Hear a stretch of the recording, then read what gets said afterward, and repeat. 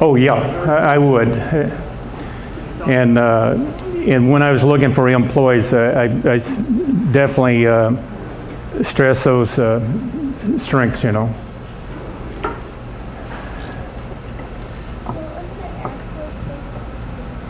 I'm sorry? What was the Air Force base that you were at? They, Air Force base you were stationed?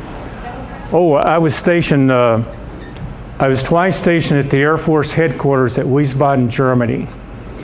Wonderful assignment. I felt like crying, or someone had died once I got moved back to the States. We loved Wiesbaden. Chris can tell you about that. We were stationed twice in France. I was stationed at Châteauroux, French, which is down in southwest part of France. And I'd like to address that for a moment.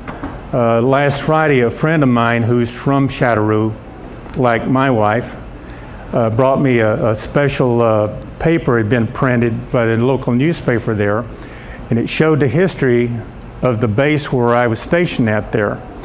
And I thought it went back to World War II. No, it goes all the way back to 1870, and they had photos showing the different groups there. And here's the barracks I lived in. They're showing these World War I soldiers, you know, posed for a picture in front of this barracks.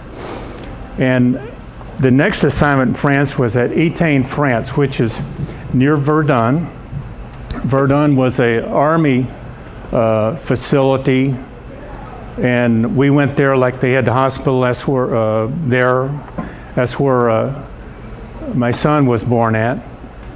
And we're right next to the Belgian border, near Luxembourg, near France. We were up in that northern eastern part of France. And like on Sundays, in the wintertime, that area looked like the moon. In other words, you'd have craters with all the foliage going. It looked like looking at the moon. You see the craters on the moon. It's from the old artillery shells in World War I. And the weather would be bad in the winter, so we would drive up to Luxembourg, and we would drive over to Trier, Germany, go down the coast, come back over into France. It was that close, and like I had a VW car, if it needed a tune-up or something, before work, I had to be at work at 8 in the morning, I'd take my car up to Virton, Belgium.